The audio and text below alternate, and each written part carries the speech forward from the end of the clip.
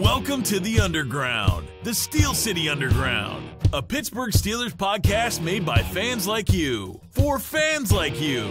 Now, here's your host, Joe Kuzma. Hello, everyone, and welcome to another edition of the Steel City Underground podcast. I am your host, Joe Kuzma, and this is a special holiday edition heading right into the 4th of July weekend. So I hope everyone who listens has a safe and happy holiday. I'll catch you guys back here sometime in the middle of next week as myself. I'm going to take a few extra days off. But until then, the reason I say this is kind of a special edition, not just because of the break and whatnot, is I'm going to cover a topic that a few people actually asked me what I thought about the Steelers' odds of winning the Super Bowl were, and making a prediction about the NFL schedule and whatnot. And, you know, I'm not one of the guys that particularly cares to get into these type of prediction deals. I just think it's kind of nonsense. I mean, we're looking at July 1st here now, and we still don't have any training camps. We don't know what's going to happen. I mean, take a look last year. Marquise Pouncey gets hurt for the entire year. If you're the Green Bay Packers, you lose Jordy Nelson. If you're the Carolina Panthers, how many people had them counted in as Super Bowl contenders when they lost Kelvin Benjamin for the year? So you have injuries that happen before the season even begins.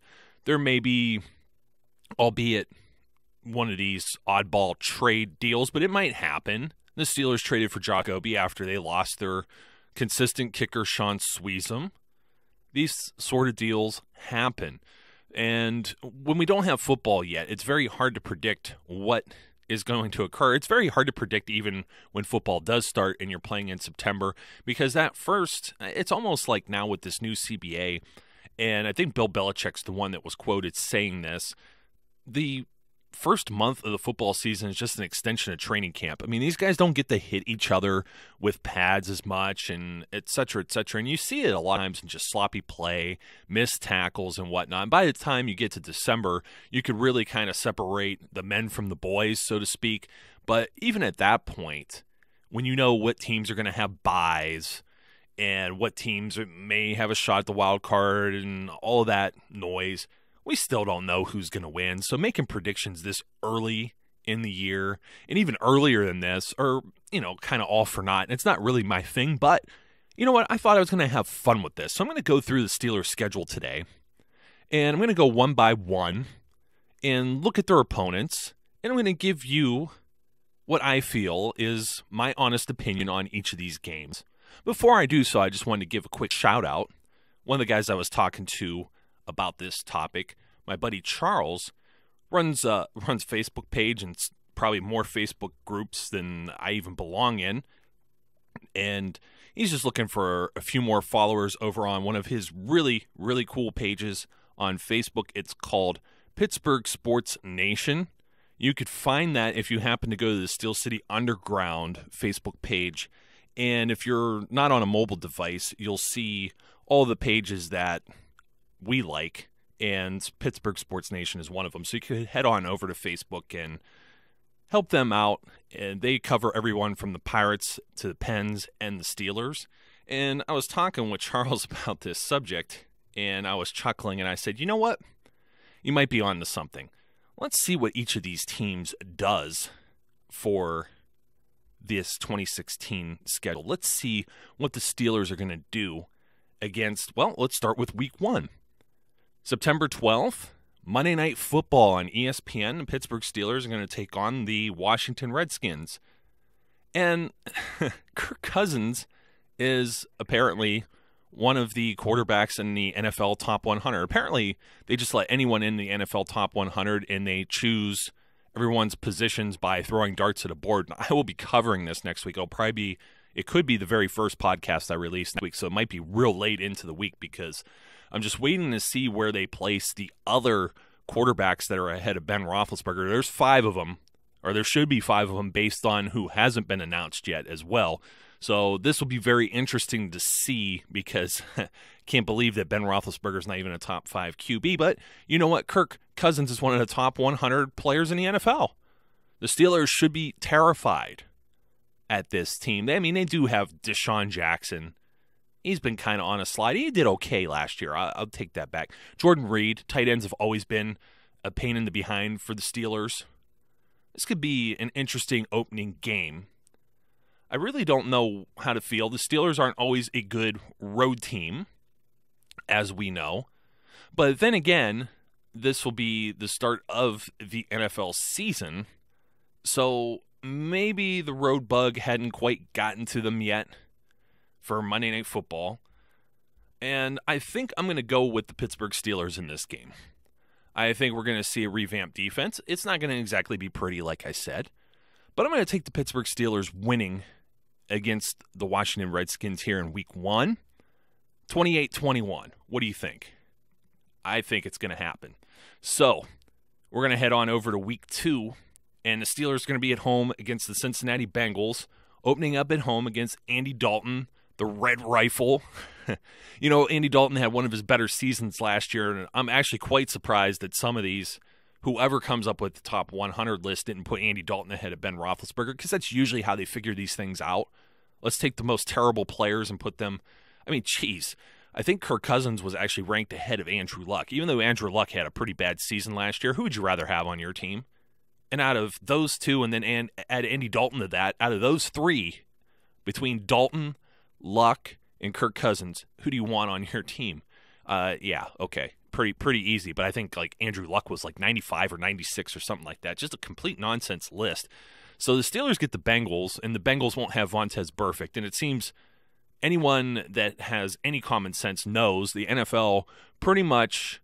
They held up their bargain and suspended Vontaze Burfict for the first 3 games of the NFL season, then decided, it's better if we send the Bengals over to Pittsburgh without Burfict there so the fans don't go and get all riled up. Bengals are a quality talent team. They've been reloading with the draft over the years. I think they're still going to be figuring themselves out in this game. They lost Mohamed Sanu. Not that I think Mohamed Sanu was an all-pro, but somebody who's been in the system, knows the system for several years. Marvin Jones also gone. They replaced those guys with Brandon LaFell and also a rookie with Tyler Boyd. And we all know Tyler Boyd, local kid, playing at the University of Pittsburgh. That one's going to sting a little bit, having to watch him with the Bengal stripes on, but it's still a rookie wide receiver. I don't know that they're going to have it all together. It's going to be interesting to see if Tyler Eifert can stay healthy and be on the field. Once again, the tight end situation, that's about the one thing. If the Steelers get that on lock, teams are going to have a hard time finding a weakness against this defense. So I think the Bengals on the road, hostile environment, opening weekend. The only thing against the Steelers is having a short week because they played on Monday night. But I'm still going to take the Steelers here in Week 2 to beat the Bengals. I don't think they're going to beat up on the Bengals. I'm going to go with a score of 43-18 in Week 2. And then we're going to head over to Week 3. And the Steelers have another short trip. In fact, all of their trips are short this year. If you're not aware, the Steelers are only playing outside of the Eastern time zone once. And they don't do that until Thanksgiving. And all of their trips are going east. They go south to Miami. But they don't do that until October. So they have these short, everybody can go to these games. Seriously, if I had the expendable time and money, I could go to every single one of these games. I could practically drive to all of them from my location with the exception of Miami. Hop in a plane for that one. These are bus trips. Pretty awesome. I'll have an article coming out for this on SteelCityUnderground.com soon. It may even release it sometime after this podcast for the holiday weekend. It's going to show a really cool chart with all of the distance between the different cities that the Steelers are traveling to. It is just phenomenal. One game outside of the Eastern time zone. And one of those is Philadelphia, the city of brotherly love, on September 25th. And it's an afternoon game. And we know how the Steelers are on the road, but the Eagles are just another dumpster fire. I'm not sure I could give them any credit. If the Steelers have their act together and they put a whooping on the Bengals, like I said they would the week before, and they beat the Redskins, the Eagles aren't going to be a problem. It doesn't matter who they put back there. It doesn't matter if they put their rookie quarterback in. It doesn't matter if it's Sam Bradford, Chase Daniel. None of those quarterbacks scare me. Who else do they still have on their roster? Yeah, I mean, they don't even have – they put all – Chip Kelly just tore this team apart. They got rid of LaShawn McCoy the previous year. They don't have DeMarco Murray anymore. I'm not sure they have any weapons on offense that are going to terrify the Steelers. And trust me, for these teams to be able to beat the Steelers, they're going to have to exploit the Steeler defense. Steelers defense full of inexperience and young players. As the season goes on, they're going to become experienced. And that was one of the things I had said in one of the podcasts following the NFL draft, that Pittsburgh was specifically targeting quality players who already have fundamental skills such as tackling, high volume of tackling. They're getting guys that could already play, that create turnovers, that break up passes, that sack the quarterback. We're talking about Javon Hargrave. We're talking about Sean Davis and Artie Burns. Senquez Golson gets his butt out there too. He's in the same category. We're going to have a healthy Ryan Shazier. Philadelphia Eagles, they're going to be running for their lives in Week 3 of the NFL season. I'll take the Steelers to beat the Philadelphia Eagles. Going to be 3-0, yes, through 3 weeks, heading into a Sunday night football game against a tough opponent all the time. Oh, I didn't give a score. The Eagles game. You know, I'm just going to leave that one go. It's really a futile effort. But Sunday Night Football against Kansas City Chiefs. The Kansas City Chiefs always give the Steelers a hard time. Travis Kelce will give them a hard time. Alex Smith isn't a quarterback who turns the ball over much. I think he was in the top 100 too, and a lot of people were ragging on Alex Smith. And he's just a guy that he doesn't turn the ball over. He doesn't get sacked a whole lot. Fairly mobile in the pocket. Hard to get to. Finds his guys like Travis Kelce, Jeremy Maclin. I want to say those guys added a wide receiver in the draft too. So they might have somebody on the other side of the field besides Maclin now. Maclin stays healthy. That could give the Steelers some fits. Solid defense. Tom Bali, Justin Houston. Those guys will get after the quarterback. You know, I'm hoping during some point in this, because I'm still brushing up, and this is early. This is why I don't like to do this. But I'm hoping I don't mention a player for a team that doesn't play for him anymore. I'm still catching up on the rest of the NFL. Know my Steelers pretty well. I'll say that. I'll give myself a pat on the back. But Kansas City Chiefs Sunday Night Football, last time this happened, I believe that was also either a Monday Night Football. I believe Veterans Day at Heinz Field, and it was pouring down, soaking rain, and they gave us like these little cardboard cutout things to hold up, and when everybody holds them in the stadium, it was like you're showing the American flag all the way across the stadium. So everybody had like a little square, like a little dot in that picture. And it was like holding a wet newspaper. They had gotten so soaking wet. I don't know how early they put them out there, but the game was just miserable. I remember there being like maybe an interception by Lawrence Timmons or something like that. But like I said, the Steelers losing in Arrowhead the following year, they're always a tough opponent for the Pittsburgh Steelers. So I think I'm still going to take the Steelers just because it's at home. And I could see the Steelers maybe even eking out this victory once again. Could be an overtime game. I'm going to say there's a field goal difference or maybe two. And go with a score of like 20-23 with Steelers ahead by 3 or 12-6 or something of that nature. But Travis Kelce, if the Steelers figure out the tight end thing, they're going to be okay. I mean, a lot of people rag on Alex Smith. They still have Alex Smith in the top NFL 100. And people are like, hey, Alex Smith, he isn't much anything, but he doesn't turn the ball over, manages the game, solid QB, tough to bring down, tough to get to because he's mobile. He moves around in the pocket. He's capable of running for those little short scampers for like first downs when it's like maybe 3rd and 3 or something like that. I mean, he's a decent game-managing QB. He's not going to put up eye-popping numbers, but at the same time, he's not going to hurt your football team. So, Pittsburgh Steelers, though, playing at home, home crowd. Not much travel. Like I said, the only places they've gone to start this season, Washington, D.C. and Philly. So they're driving maybe 4 hours tops each way. They're not going to be real jet-lagged. They're going to get a little bit of extra rest. They're going to play in prime time in front of the home fans. They're going to beat the Chiefs. They're going to come back the next week and beat the New York Jets as well. Heading into October, Jets come to town. Jets are going to be angry. Jets didn't make the playoffs. Jets might not have a quarterback. They might not have Ryan Fitzpatrick. What are they going to do? I don't know. They're going to put Geno Smith out there. Are they going to – the team is just so – I don't understand it. Okay, I get the idea that Ryan Fitzpatrick is one of these guys that he's asking for money because he had a good season. He's a journeyman quarterback. He's older. But good Lord, just give him the money.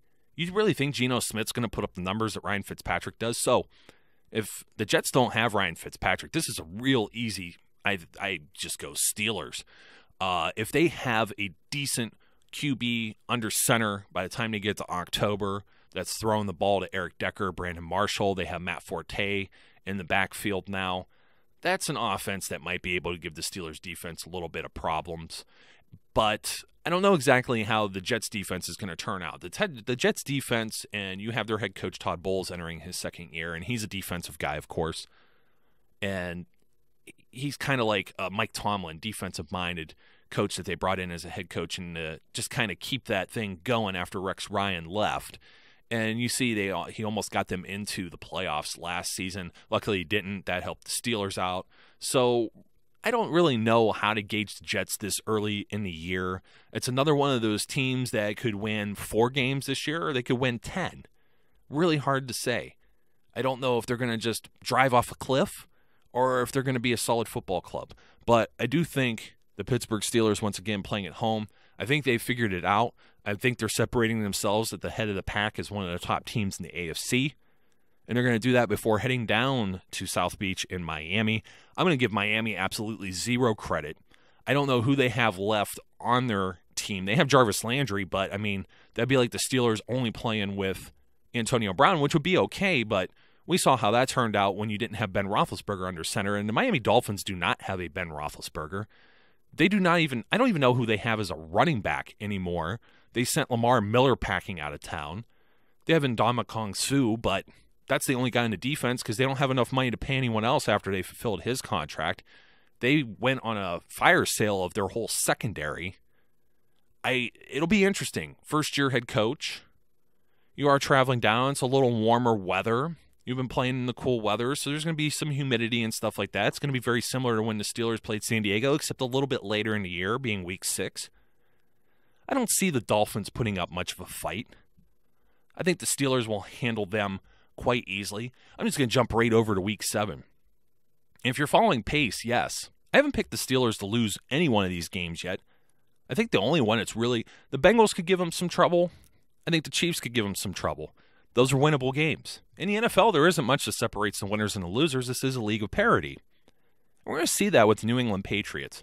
New England Patriots will be with Tom Brady by this point, Week 7. Of course, doing us the favors, Goodell. We want to see perfect. We don't want to see Brady. Let's do the opposite of that. So this is going to be one of those CBS NFL doubleheaders. It's going to go on later in the afternoon. Heinz Field is going to be more rowdy than ever because we won't have to get up at the crack of dawn to go out and drink our beer and tailgate for a 1 o'clock start. No, we're going to be out there and partying it up and ready to riot against the New England Patriots. And once again, the real guy that gives this team fits is Gronk.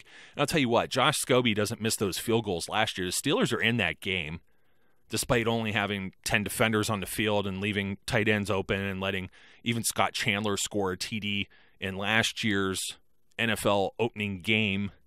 The Steelers were still in that game. And the Steelers will be in this game too. I think this is the real fight, the real testament here.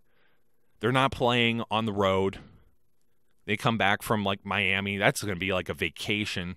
They're going to prepare for the Patriots. I think they beat New England at home. It's really, this one could be the coin toss. I'm still going to go with my team. Why would I go against the Steelers? Especially if I have them at 6-0. And pretty much at this point, if Brady plays, who do the Patriots ever play? They play in the AFC East too. So they're playing the Jets and the Dolphins, and the Steelers are playing these same, this slate, 3 AFC East teams in a row. The Patriots never play in a real competitive division. Those teams have not been good. The Jets were okay for a period of time there, and they had Mark Sanchez as their quarterback back then, and they had a solid defense. So what do you think Ben Roethlisberger with a revamped, more solid defense than what the Patriots faced last year? I mean, come on, the Patriots faced Cortez Allen, and Antoine Blake's out of there now too. So I really do think the Steelers, this Patriots team, eventually you got to think the wheels fall off. Tom Brady can't be ageless. We saw it with Peyton Manning last year. I think Tom Brady will be better than Peyton Manning was last year, but you know what? I don't like Tom Brady, and I don't like the Patriots, so I'm going with the Steelers. And that's right before they get some rest. They have a bye, and they have to face a nemesis that they have not been very successful as of late against. And that'll be after the Week 8 bye. They get to rest before going to Baltimore. I like that a lot. Another short trip. You have a full week to prepare and figure out why you've only won 2 of the last 10 games against the Ravens, especially when they have players like Ryan Mallett. And I talked about the Ravens in depth with the podcast episode within, I think it was the last episode that I actually produced, and Mike Wallace running his mouth about how he's better, blah, blah, blah. Yeah, we'll see it, Mike Wallace. This is put up or shut up time right here, but the Ravens defense, this is going to be more of the weakness than anything. This game could be a shootout, even though they're technically almost always close games decided by maybe a field goal or less. Almost all of those 10 games decided by a field goal or less, even overtime. Both teams have had injuries on both sides. Steelers had to face the Ravens. How many times have the Steelers faced the Ravens without Ben Roethlisberger? They had Michael Vick last year. So I don't give a whole lot of credit to, it's not quite like the Steelers owning the Cleveland Browns. The Cleveland Browns might have a different quarterback every time the Steelers face them, but you know what? That's the Cleveland Browns. It's not because necessarily just due to injury. It's because they don't know who their quarterback is yet. So when you have a healthy Ben Roethlisberger out there and all the weapons that the Pittsburgh Steelers have, and they're going to have Le'Veon Bell, hopefully, I don't see the Baltimore Ravens being able to put up much of a fight. This team's still finding themselves. It'll still be intense. It's an AFC North division rivalry. Steelers are going to pull out another win. They're going to keep this going.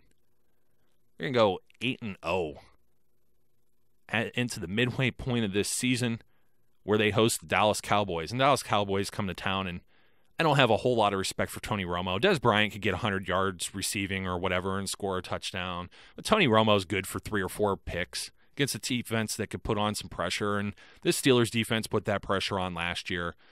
I have even more faith in them this year. Keith Butler showed us what they can do. He's got some new young talent back there. They're going to be riding high, full of confidence. And hopefully that doesn't bite them in the behind. But at this point in the season, if they're confident enough, you got the veterans on offense. I don't think the Dallas Cowboys, they have a terrible secondary. They do not have a great defense.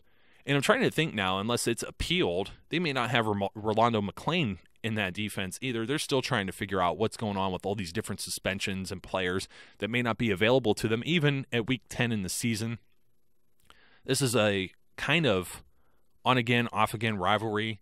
Steelers lost a really close one several years ago, and that was, of course, during the 8-8 season. We all know the Pittsburgh Steelers are a far more quality team now than they were then. I'm going to pick them to beat the Cowboys, as I'm just going to gloss right over the trip to Cleveland a couple hours up the road, November 20th, right before Thanksgiving in the short game with Indianapolis. Oh, did I need to tell you what's going to happen against the Browns in Cleveland? It's going to be another Cleveland invasion with Pittsburgh Steelers fans and terrible towels. We'll see what the Browns even are at this point in the season and who their quarterback is. And I'm not even just being facetious about that. Robert Griffin III could be their quarterback, and he could be hurt again, or he could be awful and yanked, and you could have Josh McCown, or maybe Robert Griffin doesn't even win the starting job over Josh McCown. And then maybe once again the Browns fans are just, you got the pitchforks and torches out, and they want Josh McCown, who won the job over RG3, out of there, and let's bring RG3 in, and he's going to be even worse than McCown was. That's pretty much what you're looking at before Cody Kessler comes in and finishes the last 2 games of the 2016 season. I'll get back to that in a second. That will be the New Year's game when the Browns visit Heinz Field. Mark that down as a win, too. But Thanksgiving Day, Indianapolis Colts. What kind of Indianapolis Colts team are we going to get? Are they going to be the team from 2 years ago with a healthy Andrew Luck, a pretty solid quarterback? You know what?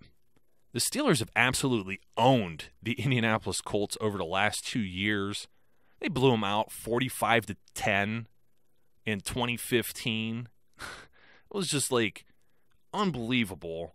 It's almost like you're playing John Madden football video game for those of you who may not have like a PlayStation or an Xbox. And it's just like you set the opponent on incredibly easy. What you did was you turned player 2 on and just set the controller on the couch. And that's the Indianapolis Colts when they play the Pittsburgh Steelers. In the previous year, in 2014, I remember it was the Steelers have finally kind of gotten out of that slump where they're winning a game, losing a game off and on. They beat the Texans and almost just barely. And then they come out and Ben Roethlisberger buries something like 500 and some yards passing against the Colts in a 51-34 shootout. And Andrew Luck was still pretty halfway decent in that game. But you know what? Steelers are going to go. This is going to be Thanksgiving primetime game. It will be a little tough but they just went to Cleveland. It's not like a far trip going from a road game to another road game. Steelers Nation will be in the house, even though it's Thanksgiving night. I think there's going to be a lot of people. I'd love to make this trip. I think my wife would kill me. It would be great if she was a Steelers fan and not a Browns fan, right? And she wouldn't kill me, and she would just say, hey, let's all go to Indianapolis. It's in a dome, so you don't have to worry about any type of bad weather. There's going to be all kind of Steelers fans there because there's going to be Colts fans that are thinking the same thing. Hey, you know what? This is Thanksgiving night. I still need to belch and burp all my Thanksgiving dinner. Maybe people are eating a little late. They'd rather sit at home and watch it with their family. There are going to be tickets up for sale, and those tickets are getting, pun intended, gobbled up by Steelers Nation. I got the Steelers, maybe a close one, beating the Colts. Heading into December, they're going to play at home against the New York Giants. Eli Manning, I'll put him in the Tony Romo category, although I'm going to put him a little higher. I have a little more respect for Eli Manning, but I'm not going to give him too much leeway there. I think some people just give him more credit than what's due just because of his last name. The Giants were just not a good team last year. They spent a lot of money in their defense trying to shore up a secondary that was actually worse than the Pittsburgh Steelers. If they don't have that continuity by December, I don't know when they ever will. That just means that the Killer Bees are going to they're just going to continue the assault that they're going to have on defenses in the NFL. I don't really know where the New York Giants are going to be offensively. Odell Beckham Jr. will be a problem. If they have Victor Cruz, that'll be interesting as well if he returns to health as a quality player. And then, of course, Sterling Shepard is a rookie drafted in this year's NFL draft that really could set up something like a Killer Bee situation with the New York Giants over at Heinz Field December 4th. I'm still going to take the Steelers. I don't know that it'll be a close game just on the fact that I don't know that the New York Giants defense is going to be solid enough to stop the weapons the Pittsburgh Steelers have. And then it's the thank you game on December 11th against the Buffalo Bills up in Buffalo. That, like Cleveland, will be another home away from home where the Pittsburgh Steelers say, hey, thank you, Buffalo, for beating the New York Jets last year, but sorry, not sorry. We're going to come into your house and rock you. I don't know what the Bills are going to be like either, and especially into December, they could be an okay team. They probably have more talent than I give them credit for, but, you know, Sammy Watkins, okay. LaShawn McCoy, if he's there. Tyrod Taylor, I mean, who is Tyrod Taylor? He might be okay. We don't know, but I'm still not thinking the Buffalo Bills are even in contention for the playoffs at this point. Out of all of the teams in the AFC East, probably the New York Jets are going to be the other contender besides the Patriots, who are probably going to have a healthy lead and already clinched the playoffs, unfortunately, in that division, probably clinched that division by this point. So the trip to Buffalo, once again, will be a Pittsburgh Steelers fan invasion. Going to be like another home game before they go down to Cincinnati for Sunday Night Football. And this is the one that actually, you mark this on the calendar, 3 AFC North opponents to finish out the year, playing at the Bengals, and then the 2 home games, one on Christmas Day against the Baltimore Ravens and one on New Year's against the Cleveland Browns. And these are 3 games the Steelers could win and 3 games the Steelers could lose, because we know how divisional games work. The game in Cincinnati being, of course, the first time the Steelers will have returned since that fateful playoff game. They're going to be amped up and rowdy and ready, but so will the Steelers. The Steelers have also been a team that's gone into Cincinnati the last several times and just laid the smack down on the Bengals. If we're already taking care of business at this point, I don't see any reason why the Steelers won't take care of business on December 18th on Sunday Night Football. Of course, the Christmas present going to be the Steelers beating the Ravens at home on NFL Network in the middle of the afternoon. And I can't wait. Like I said, Cody Kessler will probably be the starting quarterback on New Year's Day for the Cleveland Browns. If you've been paying attention, folks, now the Steelers going 16-0. And I hope you're getting a good chuckle out of that. Why would I ever pick my team to lose?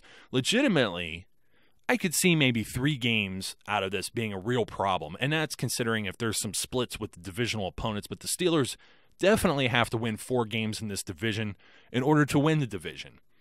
And that has been kind of the crux of their problems over the last few seasons in winning this AFC North and things being very tight. They used to own all the teams in this division like a redheaded stepchild. No offense to any redheads out there. Much love for you. But, like I said, special edition of the Steel City Underground podcast. I hope all of you have a great Independence Day extended weekend. And go Steelers, right? 16-0. I can't go wrong. I'll put that prediction up against anyone else's. But until then, be safe, be good, and I'll catch you later.